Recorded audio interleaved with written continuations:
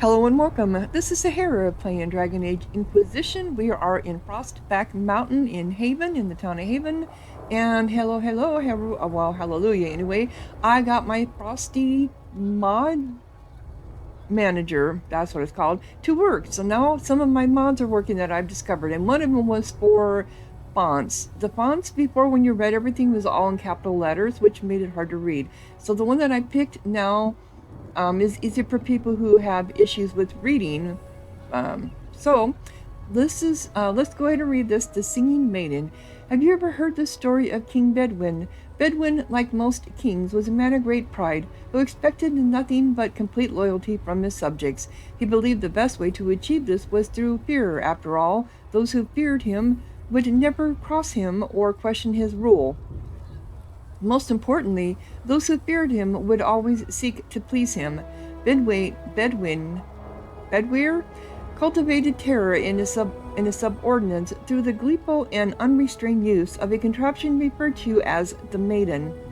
The Maiden was a hinged iron casket, as high and wide and deep as a man, with vicious spikes within, meant to pierce through the poor soul locked into it. Bedwyre's Maiden was a prized possession and stood in a place of honor in his throne room, often with a screaming victim inside it. Political rivals, suspected assassins, treacherous ministers, the Maiden consumed them all. But as time passed, more people were given to the Maiden for increasingly trivial offenses: the cook for over-salting the king's food, the page boy for dropping his sword. The Maiden cast a pall over the kingdom, and its people prayed for deliverance from their cruel king. Then one day, a strange woman rode into the city. She called herself Ember, and was an emissary from a far-off land. Her leaders had heard, she said, of Bedwyre's wisdom and authority, and she sought the king's counsel.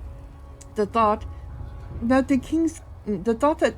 he had earned the adulation of brother kings across the sea made Bedwyre swell with pride, and he granted Ember an audience. They dined and danced, and through it all Ember flattered and fawned on the king. At the end of the night, Ember asked to see the Maiden, the infamous device that had given Bedwin all his power. The king, giddy with praise, proudly presented Ember with the empty contraption. Ember looked at the Maiden, sighed with disappointment, and said, "That does not look terrifying at all. I should have imagined the spikes to be much sharper." Bedwin grew red at her comment and replied, "The spikes are sharp enough. Look at the blood that still clings to them." "But it is so small," said Ember. "Are only children and women its victims?" Bedwin grew redder still and replied, "Of course not. The Maiden has devoured many men." Ember shook her head and said to the king, "I do not believe it. Surely no warrior could fear this thing. A man like yourself, tall and muscled, would not fit within." The king laughed and saw a way to prove the merit of the Maiden to Ember. "I will show you how easily a man like myself could fit," he said, and with that he stepped into the device. But Ember was waiting, and no sooner had Bedwin squeezed himself into the iron casket than Ember slammed it shut on him. Ember took the Maiden, with the screaming Bedwin inside, through the castle and down into the city, and the people, finally free from the king's tyranny, cheered and danced to the singing that echoed through the streets until Bedwin was dead, and it finally stopped. A tale often told in the Singing Maiden Tavern. Yeah, those Iron Maidens are nasty. I've thought about them before, being trapped in one of them and slowly dying in them. Oh my god, that would be just horrific. A slow, painful death. Anyway, that's from the note that was on the side of this building here. And okay, so we'll see if the other ones are working. And I think, okay, and also one of them was my search radius. My search radius now should be, ooh, it does. Okay. My search radius now should be higher, longer. Oh, it is further, and it, see how it all lit up and it lights up for longer. But I think, oh, did I miss these up here? And I was here before. I did. Okay, come on, let's get around here. How did I miss that before? Oh, I can't get over that way. Can I jump? Yes, I can. Oop. Well, one of them didn't work because I was supposed to have one that was supposed to eliminate the animation of them kneeling and looting, but that didn't work. So, we have a charm and free merchant helmet. Let's see if this other one did. Nope, this one didn't work either. Damn it. My inventory was supposed to go up to 400. So some of them worked, some of them didn't. Let's see here. What was new?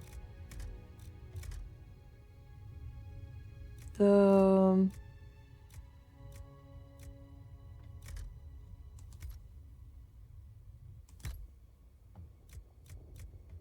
free merchant's helmet. Here it is. Oh, it is better than what I have. I've got the scout helmet. It gives me 3-2 willpower. Better armor. Okay, maybe I can give that other one to other people when I get them back. So some of my mods worked, some of them didn't. Oh well. Can't have everything, I guess, huh?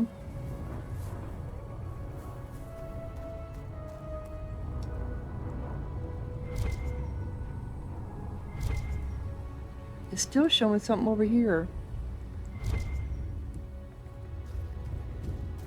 Something in there? May God be with you. On the other side. Here it is.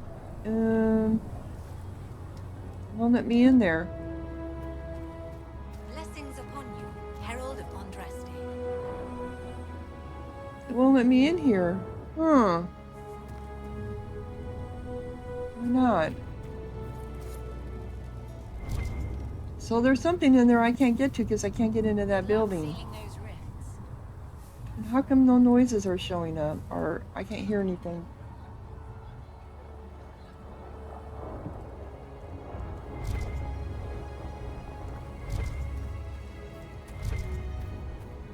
Walk safely, Herald of Andraste.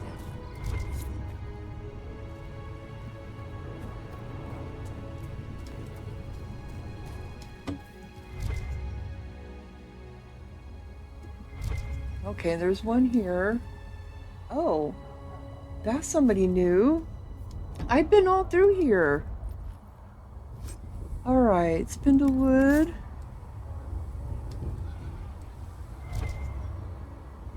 So at least my search is working. And this is what's in that one building that I can't get to. Okay, but here's somebody here. Who are you, Theron? Not taking orders right now. Got a problem with it? Bring it up with Cassandra. Wait a minute.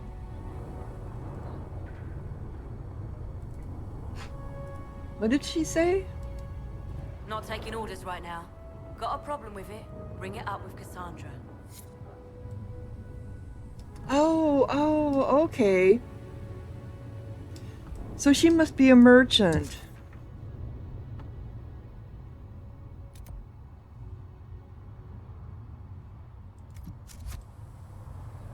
I'm sorry, I forgot they had restarted this. Okay. That's right. Oh, so I've done everything that I can here. But why does it sound so low?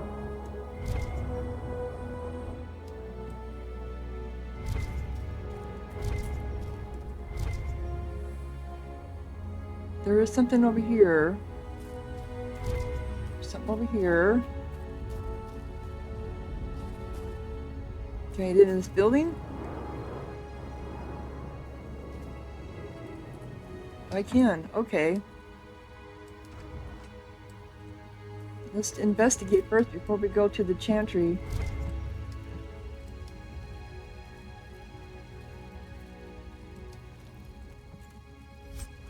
Alright, sigil of the Nug. Item level 1. It's a rare sigil. Wow, it's got healing bonus and attack.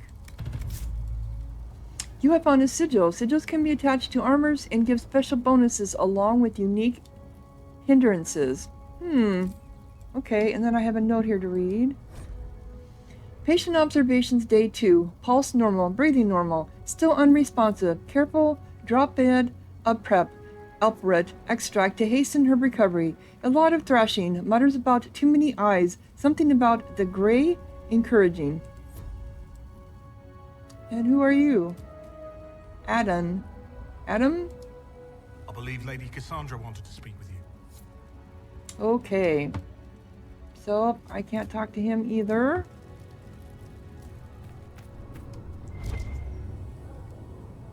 So we have something down here. Probably a whole bunch. Oh, and I can't get up this.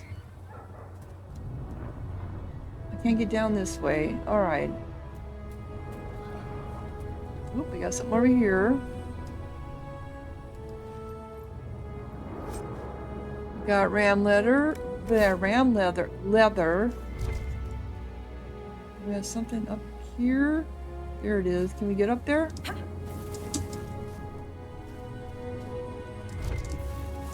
Oh, how do you get up there? Oh, we got something there though.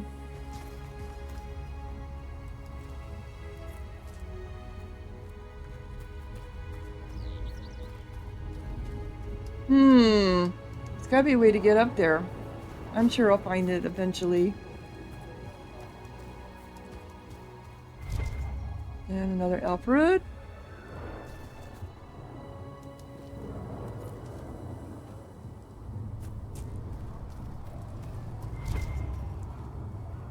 Some over here.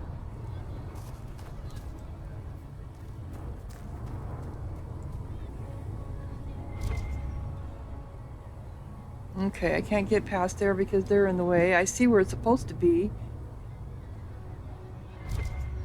And something right in front of me here.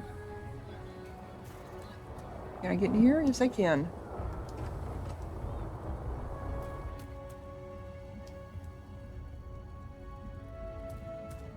Looks like that woman is on...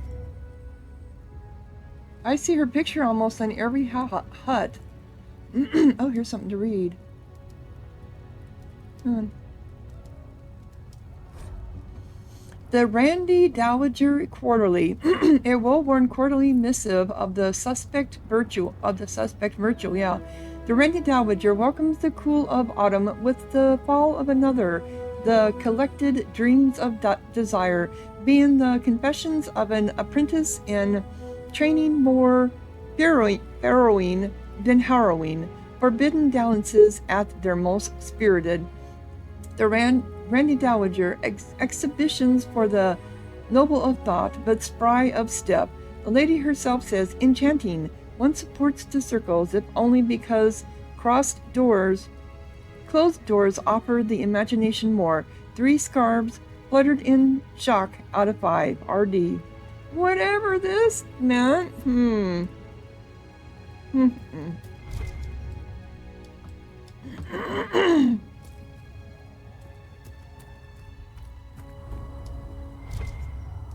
So there's something down there. How did I miss it, I wonder? Blessings upon you, Herald of Andraste. Oh, it's that place I can't get into. May God be with you. That's right. Okay, so that's the only one left now. So my main quest... Let me check some... Those are supposed to be higher. I don't know why. Audio.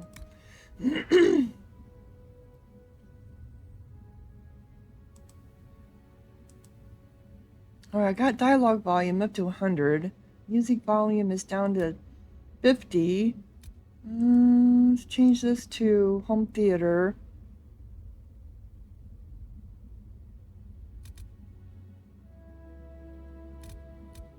Okay.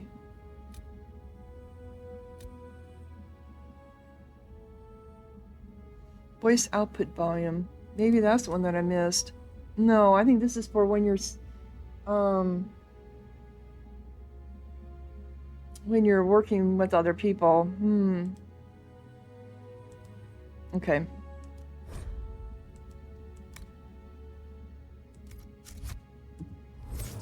She managed nonetheless.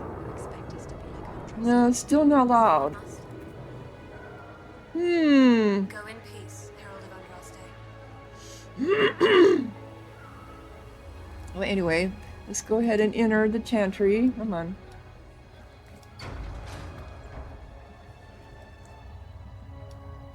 Go in peace, Herald of Andraste. Got something over here. A blood lotus. Tier 1 is an herb and a nug totem. Codex update unlocked. A blood lotus.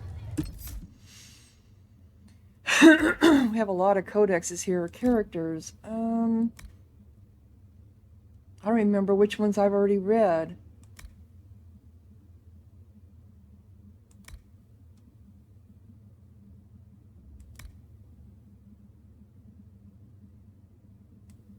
Oh, it's highlighted with the little star.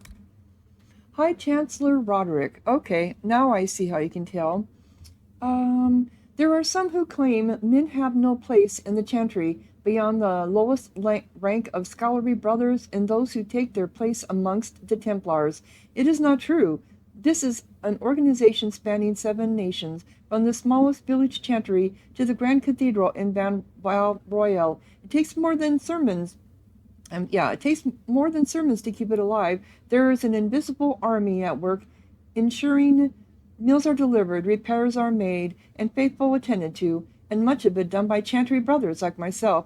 The position of High Chancellor places a man beside the Most Holy.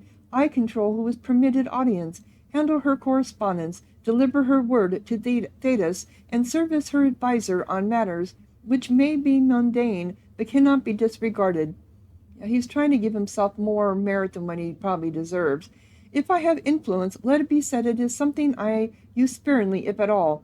That's because you don't have any influence.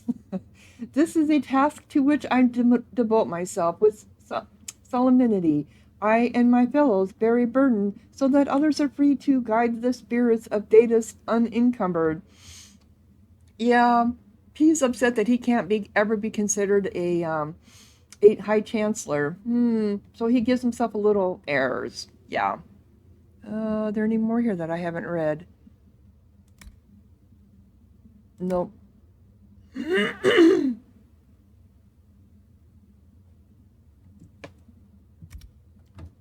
Crafting materials. I don't think we need to. Okay, here's one. Blood lotus. Do not try to get out of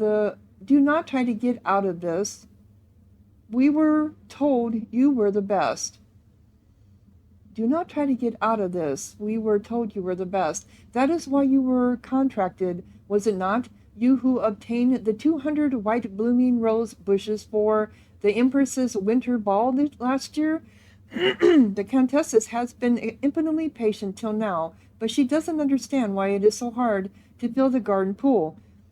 She wants no more excuses, and no, she will not compromise with the dawn lotuses. They're white. The flowers have to match the silk canopies. It is crucial. Dark purple, dark red. Do not try to frame this as a safety issue. The guests will be perfectly safe. Why, if they experience any hallucinations from the concentration of lotus essence in the air, I'm certain it will only make the evening more thrilling. Oh my goodness. I don't care if you have to send someone to some Ferelden Piedmont to get it all. Just do it. A note from Chamberlain Laurent to Grand Gardener Umbert over the decorations of Countess's whatever summer garden party. According to gossip in Bioware, the Chamberlain did succeed in convincing the Grand Gardener to provide 420 lotus plants. The party was considered by most to be a roaring success, even though the evening concluded with at least 12 guests asleep on the lawn, 3 in the pool, and one lady losing several teeth trying to take a bite out of a marble statue of the Countess's father, which she was convinced was made of cake. Oh, too funny. Okay.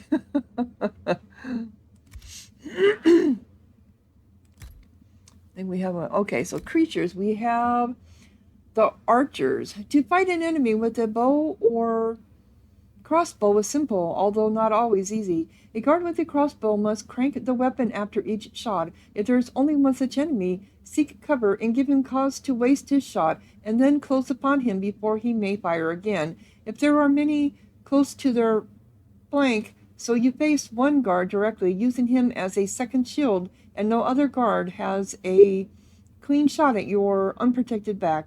Do not move to the middle of their ranks and rely upon them hesitating to risk hitting one another. A soldier with a short bow is a little more dangerous.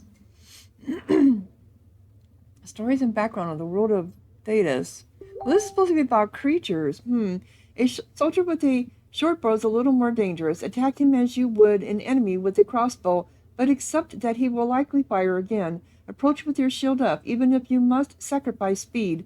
Few soldiers are true masters of the bow. Those who do not fumble their draw in fear will fire a shot quickly, so it is more likely to glance off your armor or shield than punch through. Few soldiers have the skill or strength to make good use of a longbow. Respect those who do. Against such an enemy, cover is the only defense. Move quickly across the field of vision, forcing him to compensate for your movement. Do not charge directly unless your allies can distract him. A fully drawn longbow can drive an arrow through a chevalier's plate at 100 yards. Oh, good to know. A fight between an archer and a chevalier is a test of cunning versus patience.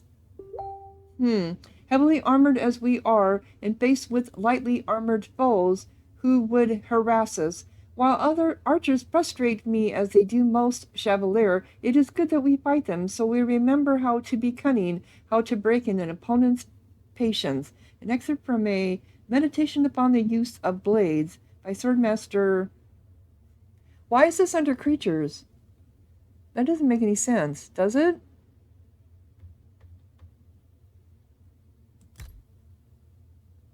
Well, unless we're just talking about archers as a creature, I suppose. Because we do combat them, you know.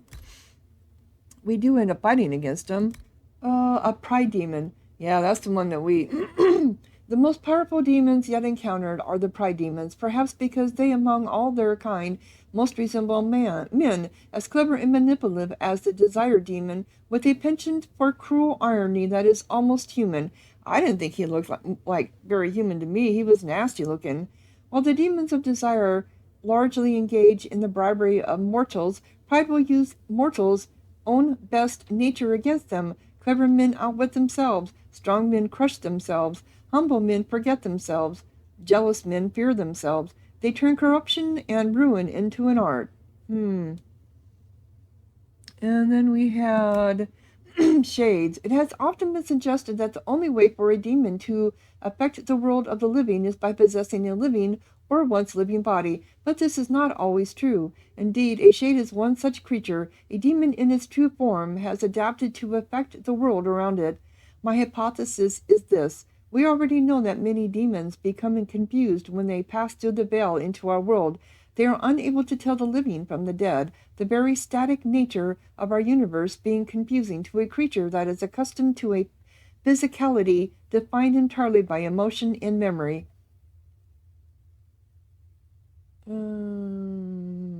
Most demons seek to seize immediately upon anything they perceive as life, jealousy attempting to possess it. But what of those that do not? What of those that encounter no life or fail to possess a body? What of those that are more cautious by their nature? These demons watch, they lurk, they envy. In time, such a demon will learn to drain energy from the psyche of others, from the psyche of those it encounters, just as it did in the Fade. Once it has drained enough, it has the power to manifest and will forever after be known as a shade. So shades are demons, that have drained enough energy. Such a creature spurns possession. It instead floats as a shadow across its piece of land, preying upon the psyche of any who cross the path. Perhaps it believes itself still in the Fade. There is evidence to believe this is so.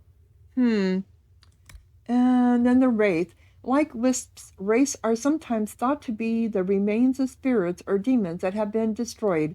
They cannot shape the Fade around themselves, nor are they capable of mimicking forms they see in the minds of dreamers as many weaker spirits do.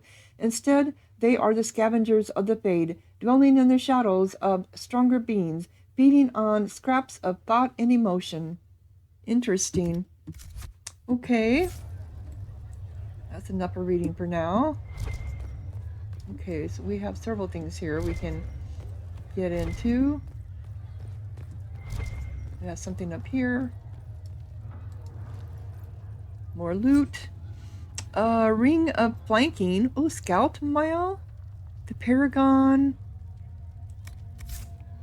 Okay, what is that scout mail? Is it better than what I have? I seriously doubt it. No, it's not. I didn't think so, but it is a level 3.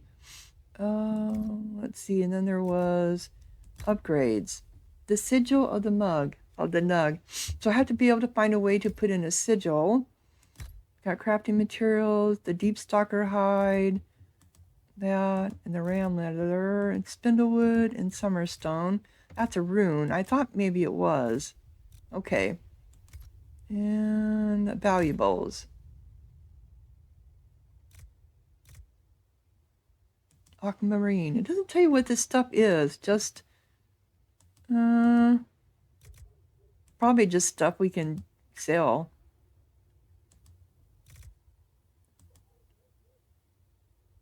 Oh, and it does, well, I wonder if we can give them as gifts. Have you gone completely mad?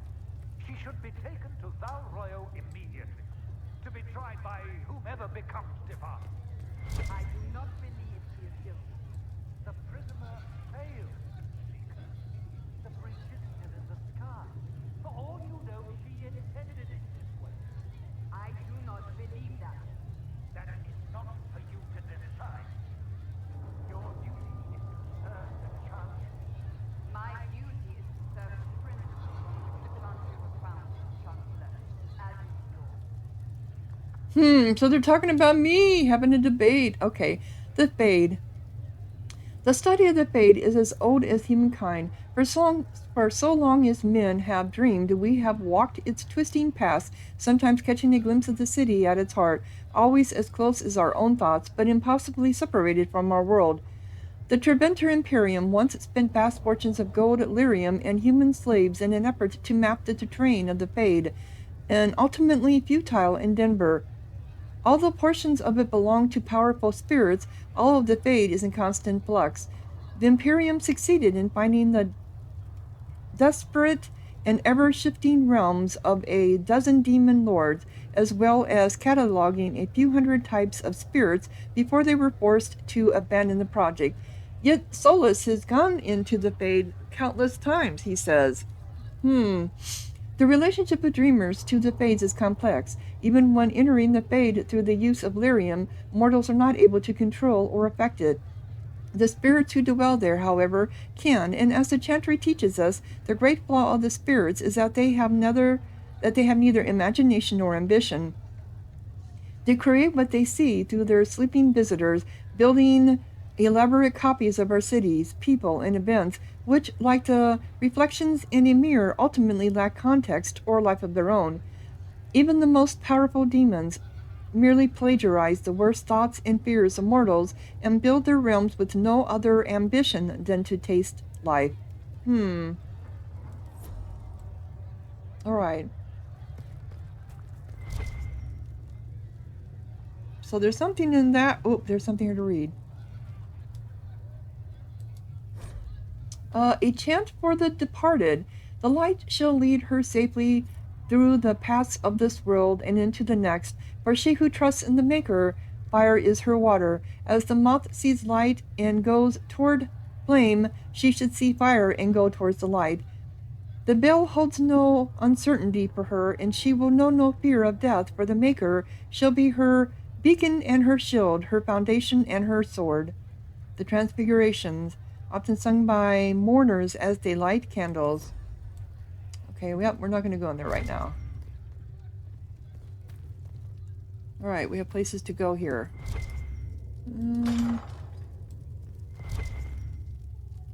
This is where people sleep.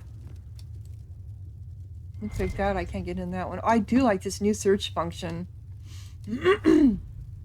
The Maker. There was no word for heaven or for earth, for sea or sky. All that existed was silence. Then the voice of the Maker rang out, the first word, and his word became all that might be. Death in idea, hope in fear, endless possibilities. And from it made his firstborn. And he said to them, in my image I forged you. To you I give dominion over all that exists. By your will may all things be done. Then in the center of heaven he called forth a city with towers of gold, streets with music for cobblestones, streets with music for cobblestones, and banners which flew without wind. There he dwelled, waiting to see the wonders his children would create. The children of the Maker gathered before his golden throne, and sang hymns of praise unending, but their songs were not songs of the cobblestones. But their songs were the songs of the cobblestones. They shone with a golden light, reflected from the Maker's throne. They held forth the banners that flew on their own.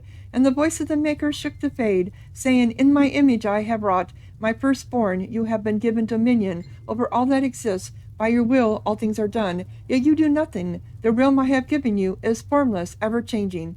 And he knew he had wrought amiss. So the Maker turned from his firstborn, and took from the fade a measure of its living flesh, and placed it apart from the spirits, and spoke to it, saying, here I decree opposition in all things, for earth, sky, for winter, summer, for darkness, light. By my will alone is balance sundered, and the world given new life. And no longer was it formless, ever-changing, but held fast, immutable, with words for heaven and for earth, sea and sky. At last did the Maker from the living world make men immutable as the substance of the earth, with souls made of dream and idea, hope and fear, endless possibilities. Then the Maker said, to you, my second-born, I grant this gift. In your heart shall burn an unquenchable flame, and all-consuming and never satisfied. From the fade I crafted you, and to the fade you shall return, each night in dreams, that you may always remember me. And then the Maker sealed the gates of the golden city, and there he dwelled waiting to see the wonders his children would create. How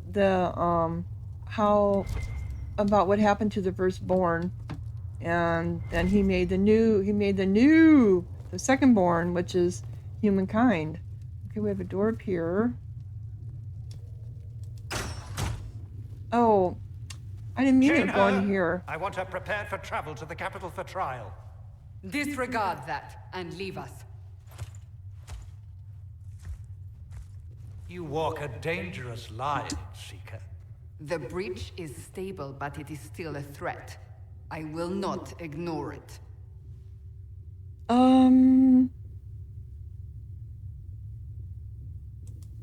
I did everything I could to close the breach. It almost killed me. Yet you live. A convenient result insofar as you're concerned. Have a care, Chancellor. The breach is not the only threat we face. Someone was behind the explosion at the Conclave. Someone most holy did not expect. Perhaps they died with the others, or have allies who yet live. I am a suspect? You, and many others. But not the prisoner. I heard the voices in the temple. The Divine called to her for help. So her survival, that thing on her hand, all a coincidence. Providence. The Maker sent her to us in our darkest hour. I'm not a chosen one. What more do you want? Are you serious? Blessed be the Maker. You can't honestly believe I'm any kind of chosen one. We are all subject to the will of the Maker, whether we wish it or not. No matter what you are or what you believe, you are exactly what we needed when we needed it. The breach remains, and your mark is still our only hope of closing it. This is not for you to decide. You know what this is, Chancellor. A writ from the Divine, granting us the authority to act. As of this moment, I declare the Inquisition reborn. We will close the breach, we will find those responsible, and we will restore order, with or without your approval. You're just a mere man, see? You have no say-so, you're just a mere man. This is the Divine's directive. Rebuild the Inquisition of old. Find those who will stand against the chaos. We aren't ready. We have no leader, no numbers. And now, no Chantry support. But we have no choice. We must act now, with you at our side. What is the Inquisition of old, exactly? It preceded the Chantry. People who banded together to restore order in a world gone mad. After, they laid down their banner and formed the Templar Order, but the Templars have lost their way. Yes, they We have. need those who can do what must be done, united under a single banner once more. But aren't you still part of the Chantry? Is that what you see? The Chantry will take time to find a new Divine. And then it will wait for her direction. But we cannot wait. So many Grand Clerics died at the Conclave. No, we are on our own. Perhaps forever.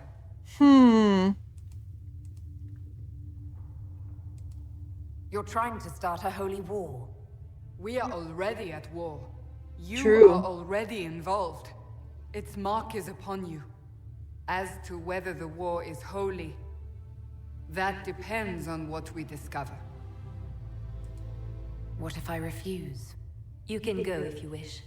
You should know that while some believe you chosen, many still think you guilty. Yeah. The Inquisition can only protect you if you are with us.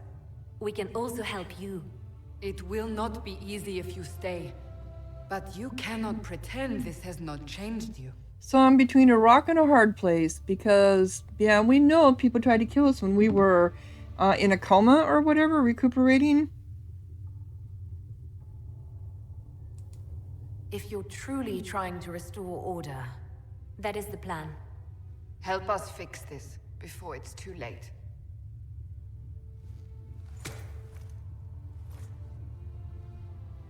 All right. All right, come on, these load screens. Hello, hello.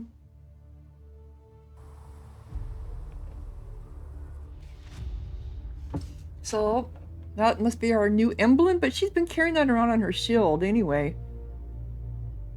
Liliana. Cassandra, and who was the guy?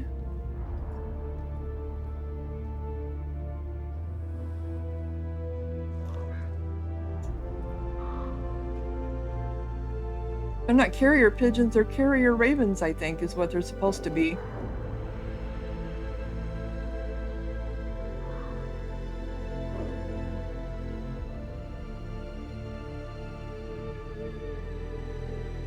I wonder what these towns are that they're going to.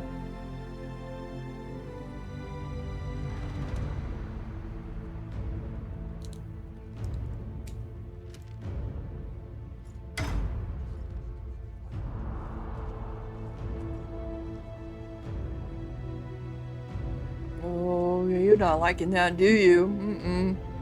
I love how they make these people just instant villains, and you know they're instant villains by their expressions. And sometimes by their tone of voice, too. You just know they're the villain.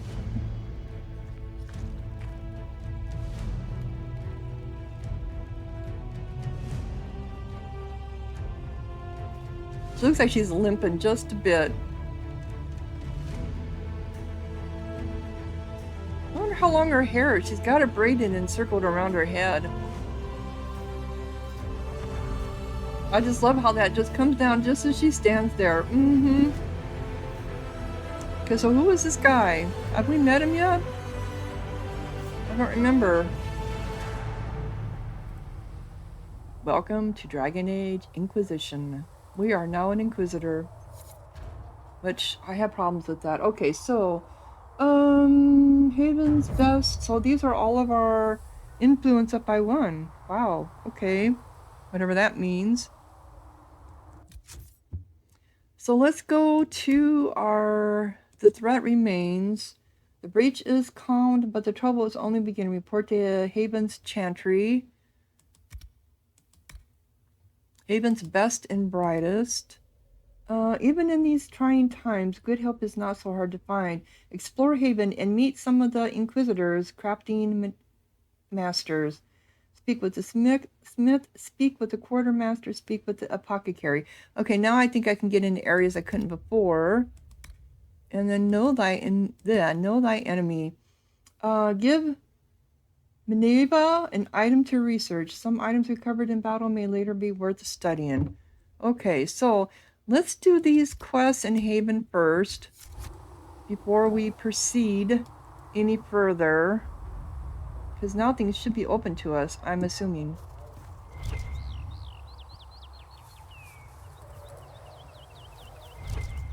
We got stuff up here. You guys are going to be bored of me wandering around looking for crap, because that's what I do.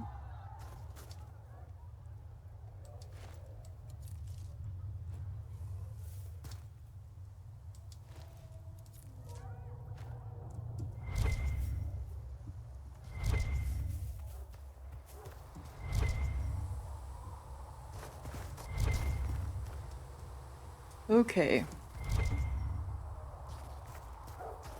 Oop, there's something inside that building. Who are you?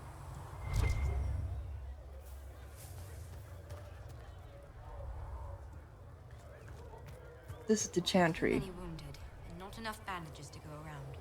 Start tearing up shirts then. If the Inquisition can afford fancy new uniforms, it can afford bandages. Oh wow, there's some bitterness there. Definitely. If they can afford fancy new equipment or uniforms, then they can afford... Okay, so I got a claymore, greatsword, and a silver bracelet. And what do we got here? The Paragon carving.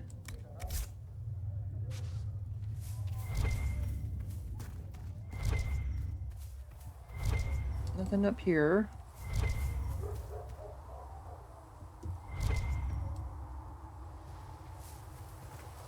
Oops, don't fall off there.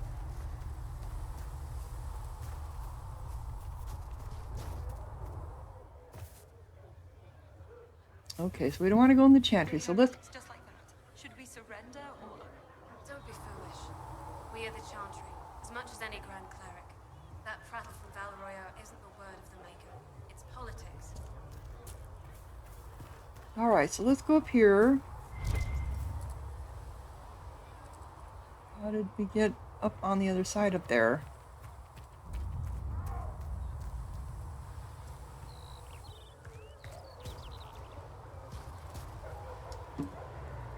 Okay, we'd already been inside this one. Oh, there's Solas. I thought we'd already spoken to him. Oh, apothecary. Find recipes through exploration or by visiting merchants. Visit an apothecary with herbs you gather in the wilderness to upgrade potions. Use the equipped station to assign different potions to each of your party members and to replenish the potions you are carrying. Use the upgrade station to unlock permanent upgrades to your potions. Well, can I upgrade anything now? Let me see here. Can we speak to you? You guys were talking about, I couldn't hear what you said. So now we can speak to Aiden? Look who's back from the dead. Again. We've met? I don't recall meeting you before. I'd be surprised if you did. You weren't particularly coherent. Someone had to patch you up after you staggered out of making those wear, though. So, you're welcome. I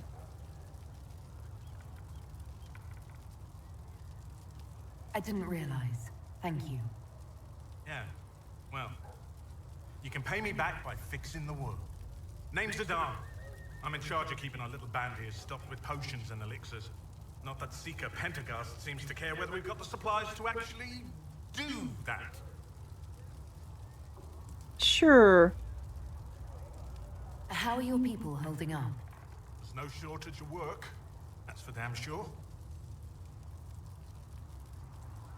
For a healer, you don't seem particularly nurturing. I'm not a healer. I'm an alchemist who's forced to play Mother Hen. You want something to burst into flame on contact with the air? Done. Gladly. Patching up wounded soldiers is a waste of my time and talents. But there are a few around who can help.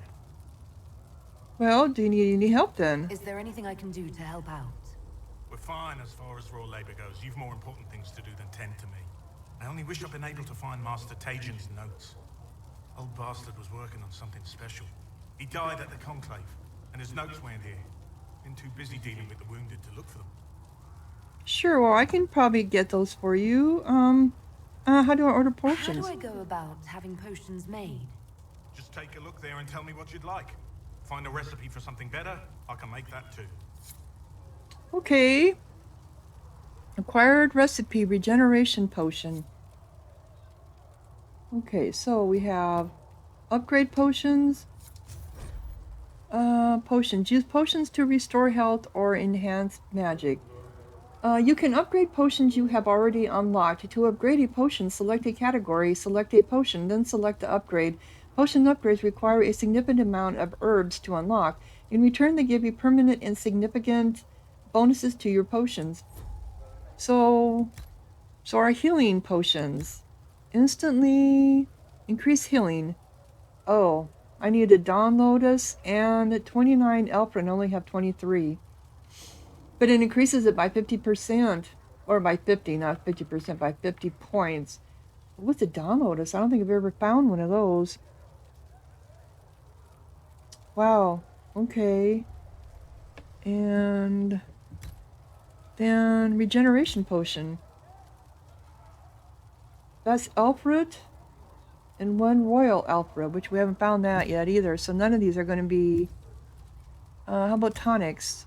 We don't have any tonics. Or grenades. Of course not, we don't have any grenades. But this is where we would make our grenades. Interesting. Okay, and then this would be what? Potion assignment and replenishment. You can equip or replenish potions for each party member. Drag potions from the list on the left to the slots on the bottom right to assign them to the current party member. You must replenish potions before you can use them.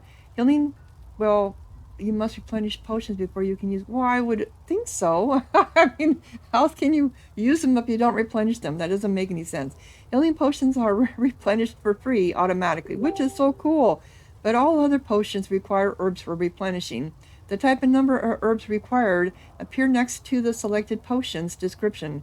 Click a slot in the bottom right to replenish an equipped potion. Well, I don't have any more. Yeah. Restores 26 health every 2 seconds for 60 seconds. Wow, that's kind of regenerative potion. I don't have it. Or is this... Can... Oh, okay. Ah, I see. And then you just keep adding... Just keep clicking on it and it adds. But how do we assign it to a party member? So you can only do 5. So you can do 8 for healing potions and you can do 5 for regeneration potions. But how do we assign it to our party members? It says, oh, here we go. Aha. Ah, nice. See.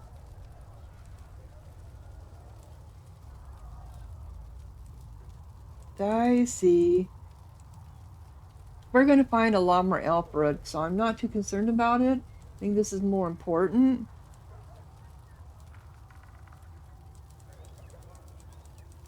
We're going to be doing lots of scavenging. And then one for... These are the only party members we have at the time, so they're getting everything. Okay, cool. Let me know if you need anything. Mixing potions. Sure, quest completed. Okay, we did that. And then... Did we already talk? Because I don't think we talked to anybody around here. Do you have an Elfrid over there on the other side? Because I see something. Yes, you do. We'll just get one of those back that we just took. Well, I do like that search. I am so glad that search is working better. Okay, let's go into your house. If you don't mind us snooping, I didn't think I saw anything in there. But I gotta look anyway. I hear a mouse. Okay, that's him over there. The Puckacary. Let's talk to Solas. I don't think we did talk to him. No, because we... The chosen of Andraste. A blessed hero sent to save us all. That sounds dashing. Am I riding in on a shining steed? I would have suggested a griffon, but sadly they're extinct. Joke as you will, posturing is necessary. I would love to come in on a griffin too. That would be I've journeyed amazing. into the Fade in ancient ruins and battlefields to see the dreams of lost civilizations. I've watched as hosts of spirits clash to reenact the bloody past in ancient wars, both famous and forgotten. Every great war has its heroes. I'm just curious what kind you'll be.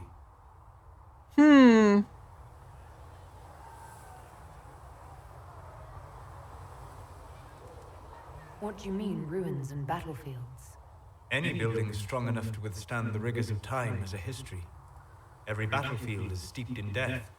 Both attract spirits. They press against the veil, weakening the barrier between our worlds.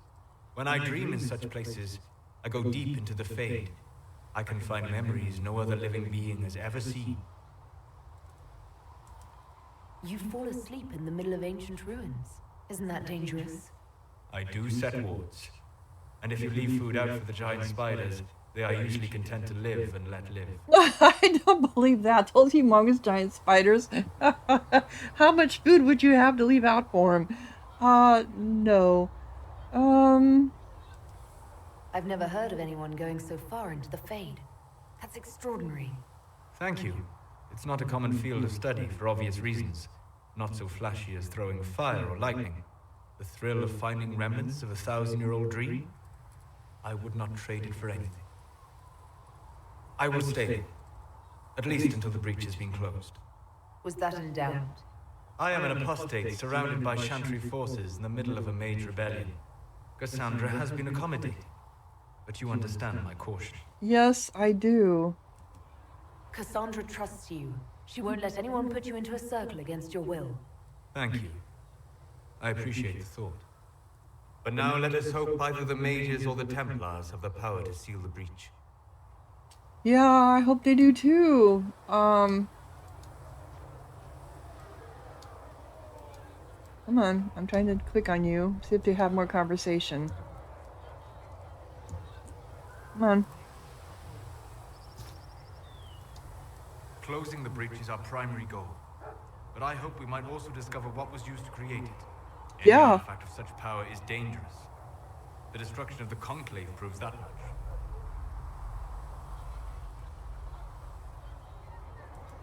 You don't think whatever created the explosion was destroyed in the blast? You survived, did you not? The artifact that created the breach is unlike anything seen in this age. I will not believe it destroyed until I see the shattered fragments with my own eyes. We would do well to try to recover whatever created the breach. Liliana's people have scoured the area near the blast and found nothing. Whatever the artifact was, it is no longer there. In any case, did you need me for anything? What do you know about the Fade? A great deal from my wanderings. There are few hard facts, but I can share what I have learned. Sure. I'd like to know more about the breach. Simply put, it is a tear in the veil between this world and the Fade, allowing spirits to enter the world physically. Small tears occur naturally when magic weakens the veil, or when spirits cluster in an area that has seen many deaths. But your mark allows you to exert some control over the breach. That means it was created deliberately. But why put it on me? So did Justina put it on me? She's the one that touched my hand, I think. I'd like to know more about the veil. Circle mages call it a barrier between this world and the Fade, but according to my studies in ancient elven lore, that is a vast oversimplification. Without it, imagine if spirits entered freely. The Fade was not a place one went, but a state of nature like the wind.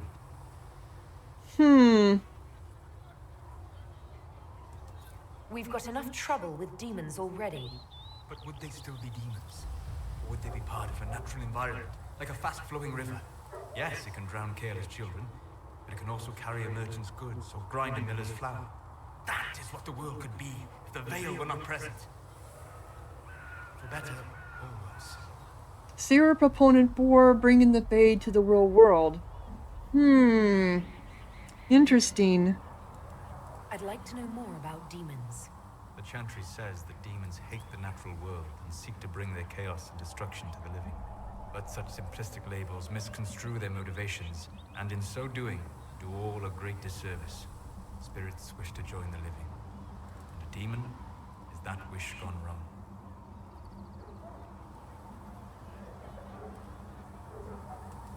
Is there a way to coexist? To live with them? If not in peace, at least without such active confrontation. Not in the world we know today. The Veil creates a barrier that makes true understanding most unlikely. But the question is a good one, and it matters that you thought to ask. Okay. We'll talk later. Goodbye.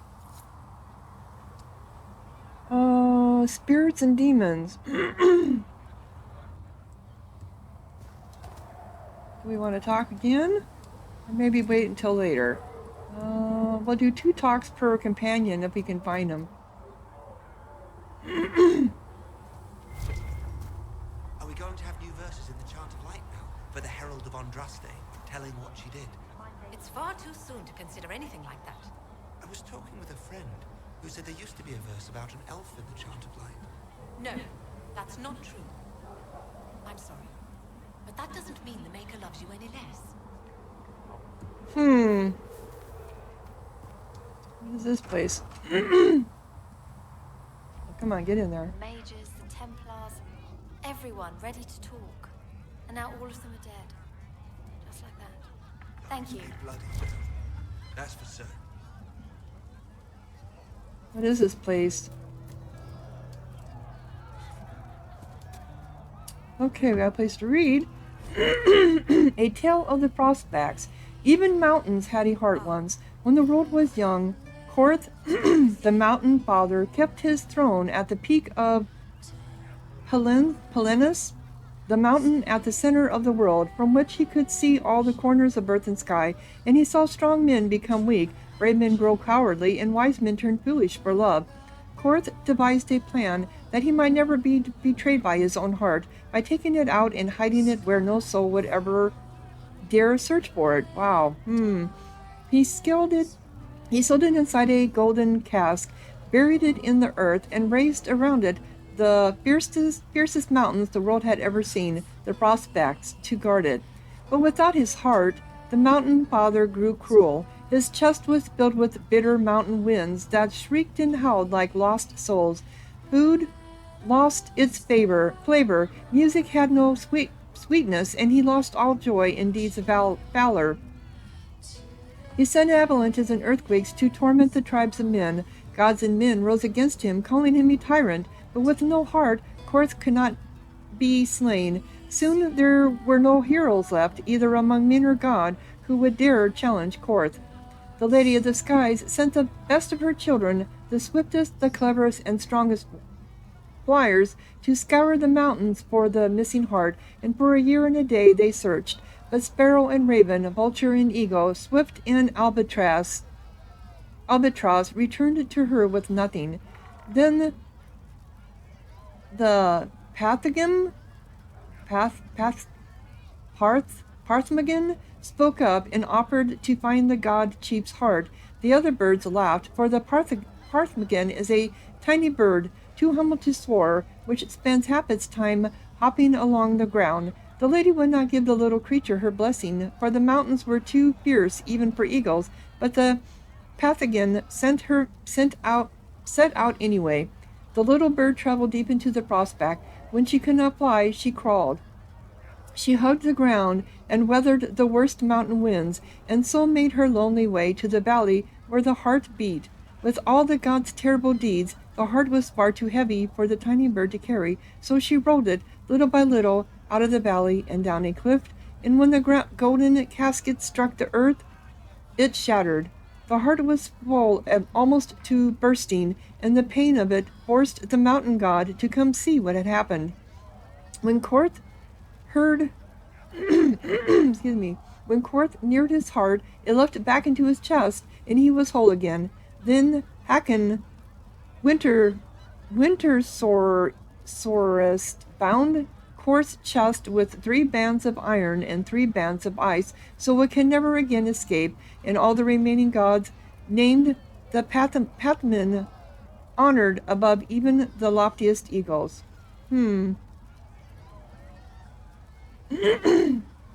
So a little bird was able to do something that no one else could. I believe this is a tavern.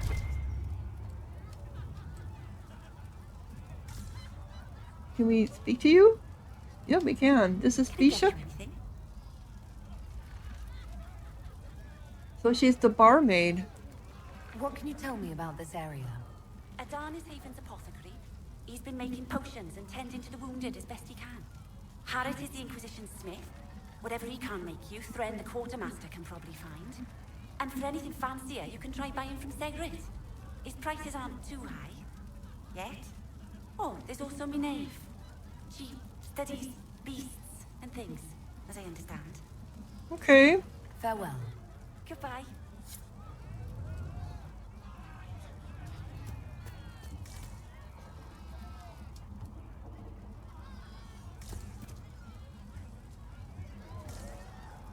She sings here, but I'm not hearing her sing. And I did a little bit at the beginning. Can we get out this way now? That explains why everyone was standing around here.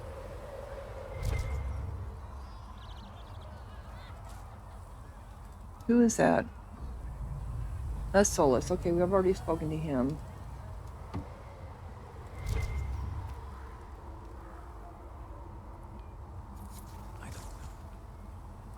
Once we were... What was that? Codex. Once we were... crafting materials. We're just going to go ahead and click on them because that's spindleweed. History.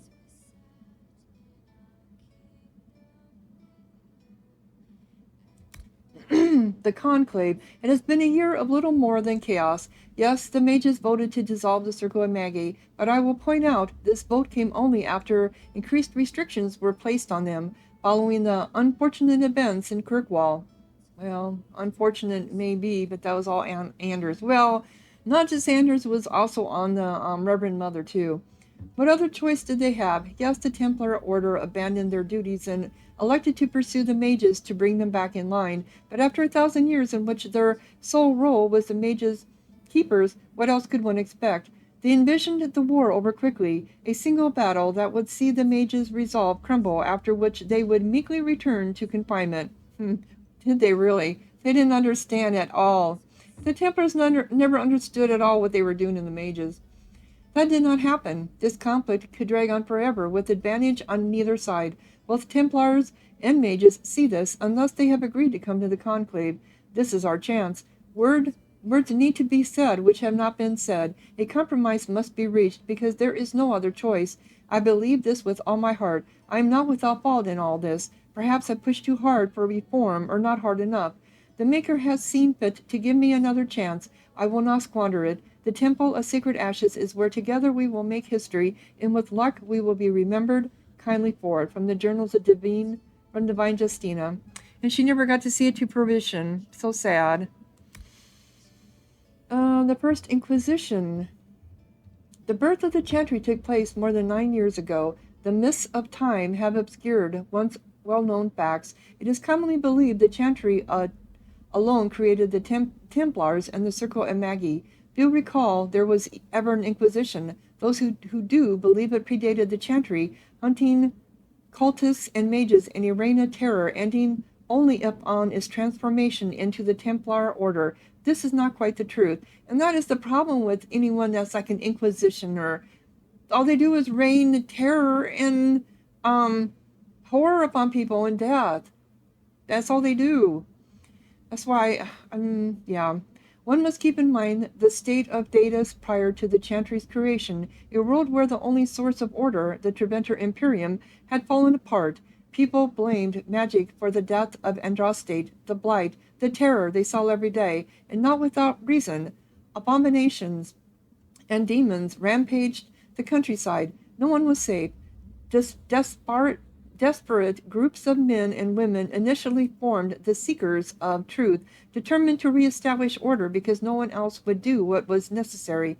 The truth they sought, the question they tried to answer, was how to restore sanity in a world gone mad.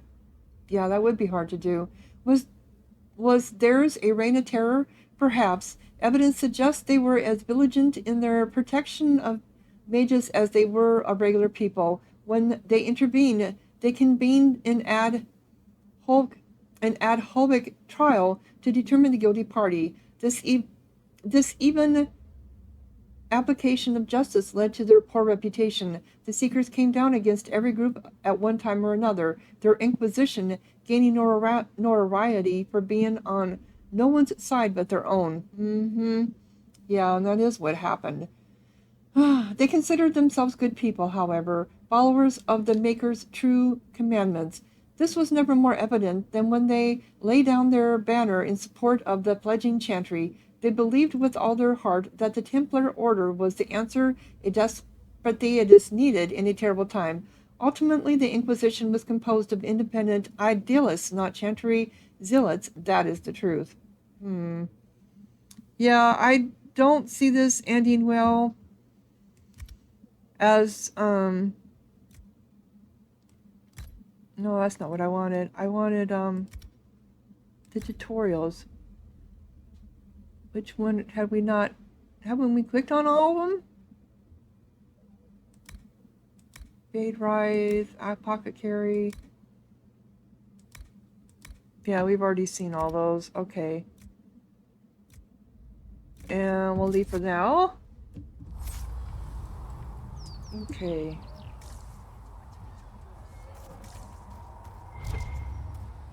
Speak only the word, sing only the chant. Then the golden city is thine. Alright, so here's Varric.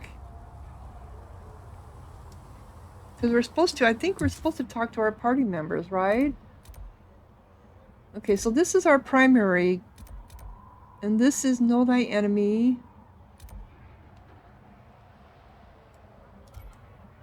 Okay. In the war room. Okay, and then we need to also Haven's Best and Brightest. I think there was somebody else here. Oh, here's, this is it. Oh, passing notes. This is a quest, so I'm going to go ahead and mark this. Find Talgan's notes. Set as active. I'll go ahead and set that as active. Speak only the word, sing. Alright, let's talk to... I'm used to just being able to click on him and talk to him, and now you got to get right up on him. So, now that Cassandra's out of earshot, are you holding up all right? I mean, you go from being the most wanted criminal in Thedas to joining the armies of the faithful. Most people would have spread that out over more than one day. I'd be cold with those bear chests. Too many people died up there. I'm fine. This is all bullshit. I can barely keep up. Yeah. I have no idea what's happening anymore. That makes two of us.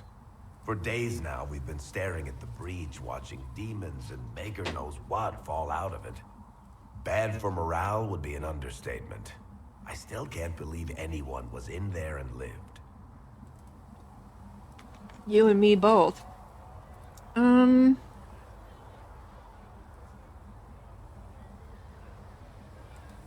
If it was that bad, why did you stay? Cassandra said you were free to go. I like to think I'm as selfish and irresponsible as the next guy, but this... Thousands of people died on that mountain. I was almost one of them. And now there's a hole in the sky. Even I can't walk away and just leave that to sort itself out. True. I'm still not sure I believe any of this is really happening. If this is all just the Maker winding us up, I hope there's a damn good punchline coming. You might want to consider running at the first opportunity. I've written enough tragedies to recognize where this is going.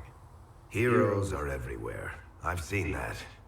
But the hole in the sky, that's beyond heroes. We're going to need a miracle.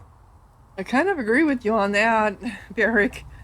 Okay, let's do a little more talking here. Will you stand still here?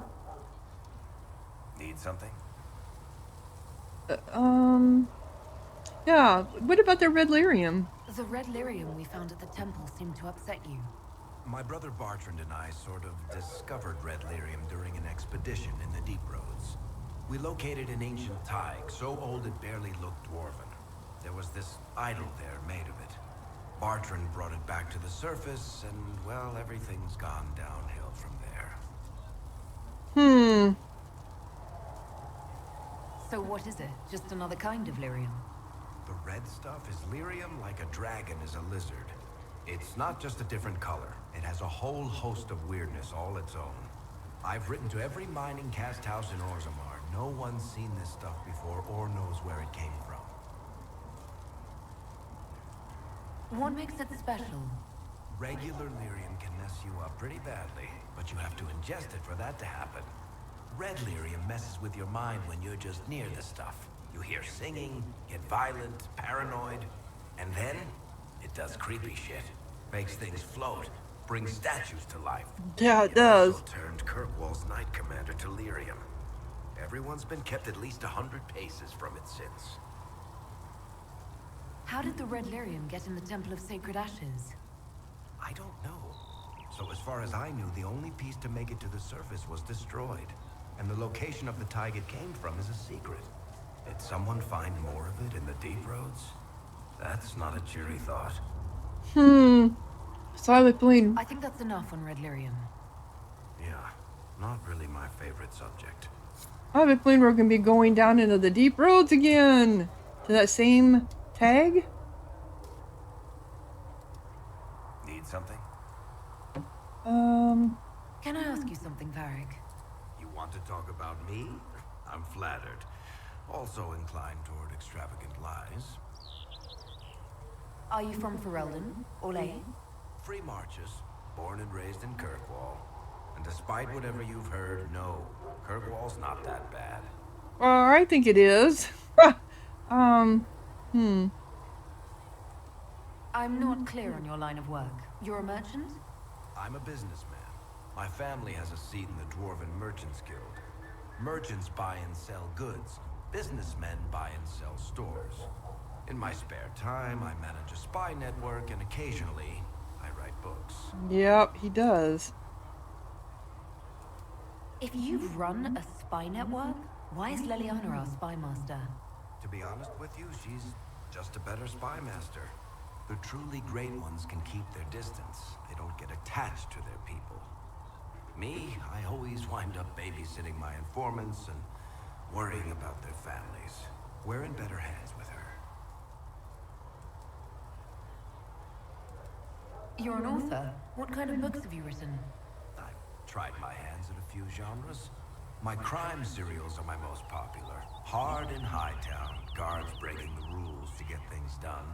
The Tale of the Champion is the most famous thing I've written, or infamous maybe.